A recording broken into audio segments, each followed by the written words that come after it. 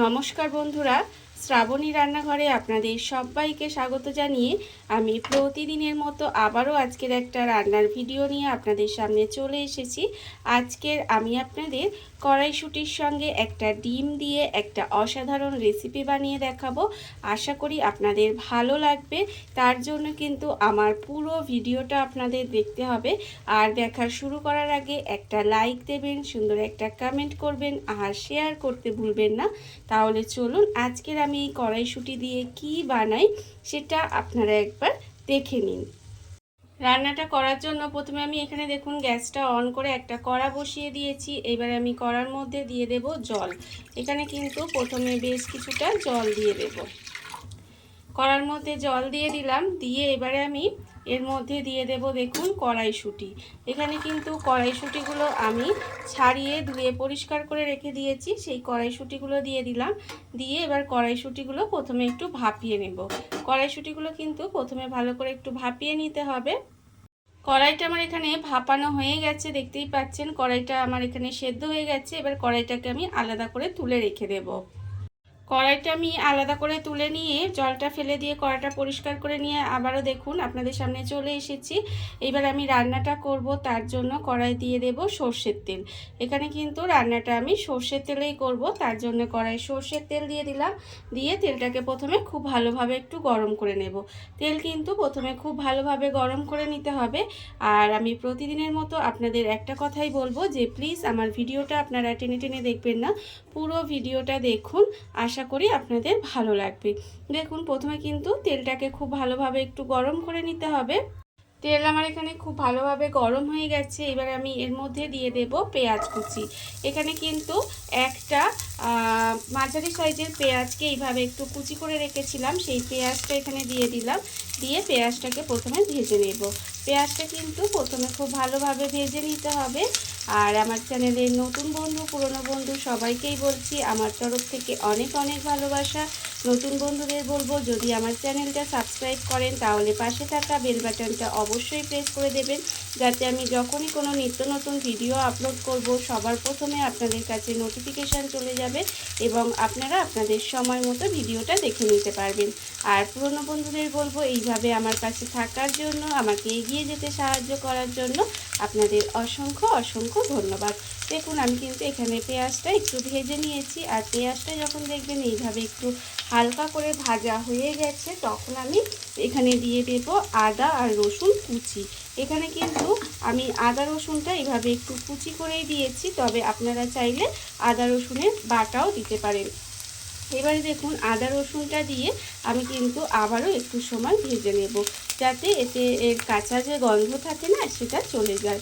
এইভাবে কিন্তু এটাকে একটু ভেজে নিতে হবে। আর খুব বেশি ভাজার দরকার নেই, একটু সময় জাস্ট নেড়ে চেড়ে ভেজে নেব, এতে কাঁচা গন্ধটা চলে যায়। এইবারে দেখুন যখন দেখবেন এটার কাঁচা গন্ধ চলে গেছে তখন এর মধ্যে দিয়ে দেব টমেটো। একটা আমি মাঝারি সাইজের টমেটো এইভাবে কুচি করে রেখেছি, সেই টমেটোটাও এর মধ্যে দিয়ে দিলাম। টমেটোটাও দিয়ে কিন্তু এইভাবে একটু নেড়ে চেড়ে রান্নাটা করতে হবে।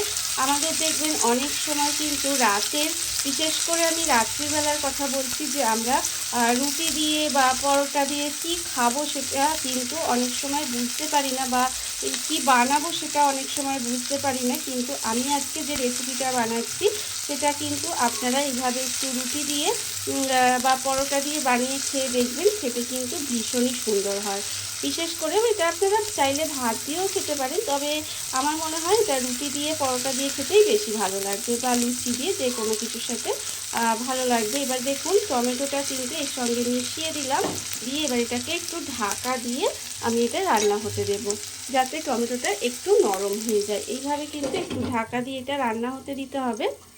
ঢাকা দিয়ে আমি একটু সময় এইভাবে একটু রান্না হতে দিয়েছিলাম, আর এর ফলে দেখুন টমেটোটা কিন্তু একটু নরম হয়ে গেছে। এইবারে আমি এর মধ্যে দিয়ে দেব, দেখুন এখানে আমি রেখেছি আন্দাজ মতো নুন দেব এতে, আর দেব আমি হলুদের গুঁড়ো, আর দেব লঙ্কার গুঁড়ো, যতটা ঝাল খাবেন সেই অনুযায়ী লঙ্কার গুঁড়ো দেবেন। দেব আমি এখানে অল্প সামান্য 2-4 দানা চিনি, আর দেব এখানে জিরের গুঁড়ো। এখানে কিন্তু জিরের গুঁড়ো দিয়ে দিলাম। দিয়ে এবার মশলাটাকে খুব ভালোভাবে একটু কষিয়ে নেব। এই মশলাটা কিন্তু খুব ভালোভাবে একটু কষিয়ে নিতে হবে। দেখুন এইভাবে একটু সময় এটাকে যতক্ষণ না পর্যন্ত মশলা থেকে তেলটা ছেড়ে দেয় ততক্ষণ পর্যন্ত কিন্তু মশলাটা খুব ভালোভাবে কষিয়ে নিতে হবে। আর এটা আমার এখানে যতক্ষণ মশলাটা কষানো হচ্ছে ততক্ষণ দেখুন আমি অন্যদিকে এখানে একটা সেদ্ধ ডিম রেখে দিয়েছি, দেখতেই পাচ্ছেন। আর ডিমটা কিন্তু খোসা ছাড়িয়ে পরিষ্কার করে ধুয়ে রেখে দিয়েছি। এইবারে দেখুন ডিমটাকে কিন্তু আমি এখানে এইভাবে একটু কাট করে নেব। এইভাবে কিন্তু ছোট ছোট করে ডিমটাকে একটু কাট করে নিতে হবে। একদম অল্প করে এইভাবে টুকরো টুকরো করে নেব। দেখতেই পাচ্ছেন এখানে এরমভাবে কিন্তু ছোট ছোট একটু টুকরো করে কেটে নিতে হবে। এটা আমার কাটা হয়ে গেছে। এইবারে দেখুন অন্যদিকে যে মশলাটা আমি এখানে কষাতে দিয়েছিলাম সেটাও কিন্তু একদম দেখতেই পাচ্ছেন টমেটোটা নরম হয়ে গিয়ে মিশে গিয়ে একদম তেলটা ছেড়ে দিয়েছে। যখন এইভাবে মশলাটা একদম কষানো হয়ে যাবে, তেলটা ছেড়ে দেবে, তখন কিন্তু আমি এর মধ্যে দিয়ে দেব এই যে কড়াইশুঁটিগুলো। আমি এখানে যে ভাপিয়ে রেখেছিলাম সেই ভাপানো কড়াইশুঁটিগুলো কিন্তু এর মধ্যে দিয়ে দেব। ভাপানো এটা কিন্তু এমনি কড়াইশুঁটি দিলে কিন্তু রান্নাটা অতটা খেতে ভালো লাগবে না, মানে কাঁচা কড়াইশুঁটি দিয়ে যদি আপনি রান্নাটা করেন তখন কিন্তু অতটা ভালো লাগবে না। সেই জন্য অবশ্যই করে কিন্তু এইভাবে একটু আগে ভাপিয়ে নিয়ে তবে রান্নাটা করবেন, তবে কিন্তু খেতে ভালো লাগবে। এইবারে দেখুন কড়াইশুঁটিটা দিয়েও কিন্তু মশলাটার সঙ্গে একসঙ্গে একটু ভালোভাবে কষিয়ে নেব। এটা কিন্তু খুব ভালোভাবে একটু সময় কষিয়ে নিতে হবে। কড়াইশুঁটির সঙ্গে দিয়েও কিন্তু এটা ভালোভাবে কষানো হয়ে গেছে।